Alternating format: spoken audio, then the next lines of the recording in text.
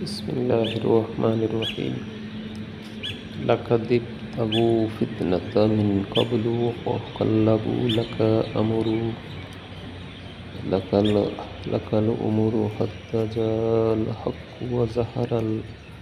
وزهر أمر الله وهم كارهون.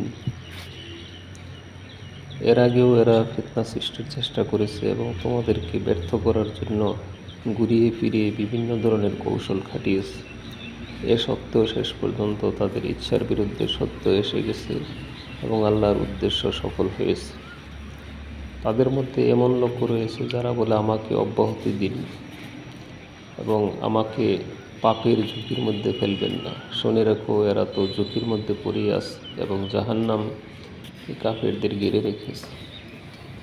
আলহামদুলিল্লাহ, আল্লাহ তাআলার অশেষ মেহেরবানি যে এই জঞ্জা বিক্ষুব্ধ পৃথিবীতে একটি সত্যের আলো, একটি সত্যের মশাল নিয়ে সকল ভূখণ্ডে, সকল দেশে সবসময় কিছু লোক অগ্রসর হয়। এ উপমহাদেশেও ভারতবর্ষে স্বাধীনতার যুদ্ধ চলেছে। মানুষ সত্যের মশাল নিয়ে অনেক ত্যাগ তিতিক্ষা করে তারা জীবন বাজি রেখে মুজাদ্দিদ আল হোসেনি রহমতুল্লাহ আলাইহি, মাওলানা সৈয়দ আবুল আলা মওদুদি ফাঁসির ঝুঁকি মাথায় নিয়ে তারা এই আন্দোলন পরিচালনা করেছেন।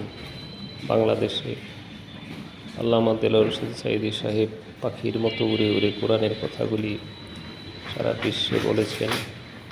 শহীদ মতিউর রহমান নিজামী, আলী হাসান মুজাহিদ,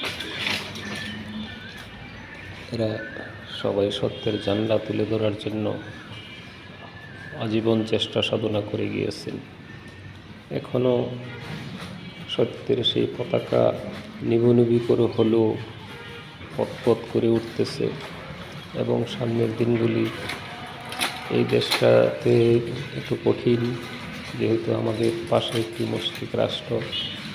তারা কোনো অবস্থাতেই টলারেট করবে না যে এখানে স্বাধীন স্বকীয়ভাবে মাথা উঁচু করে ইসলামের ঝান্ডা উঁচু করে তুলে ধরুক। তারা চায় দেশটাকে পদান্বিত করে রাখতে, যার জন্যই স্বাধীন চেতা অত্যন্ত ওসমান হাদিকে নির্মমভাবে রাজপথে বুলেটের আঘাতে ক্ষতবিক্ষত করে স্বাধীনতার চেতনাকে অবদমিত করে দিতে চেয়েছে। কিন্তু এদেশের আবাল বৃদ্ধ বনিতা নির্বিশেষে নারী পুরুষ সবাই চায় ইসলামকে জিন্দা করতে। তবে একটি কথা আছে যে ইসলাম জিন্দা হোক তাহি কারবালা কি বাত। কোনো কালে ইসলামকে দমিয়ে রাখা যাবে না। আল্লাহ তাআলা সেটি ওয়াদা করেছেন। আল্লাহ বলেছেন, ইউরিদুনা লিইউতফিউ নূরাল্লাহি বিআফওয়াহিহিম ওয়াল্লাহু মুতিম্মু নূরিহি ওয়ালাউ কারিহাল কাফিরুন। এই কাফের মুশরিকরা চায় আল্লাহর দ্বীনকে মুখের ফু দিয়ে নির্বাপিত করে দিতে, কিন্তু আল্লাহর ইচ্ছা অভিপ্রায় যে তিনি এই নূরকে প্রজ্বলিত করবেন, এটা এদের কাছে যতই অপ্রিয় হোক না কেন। সুবহানাল্লাহ। সেই জন্য এই কাফেলায়, ইসলামের এই কাফেলায় আমাদেরকে সামনে এগোতে হবে, আমাদেরকে সামনের সারিতে পা রাখতে হবে। আল্লাহ তৌফিক দান করুন। আসসালামু আলাইকুম।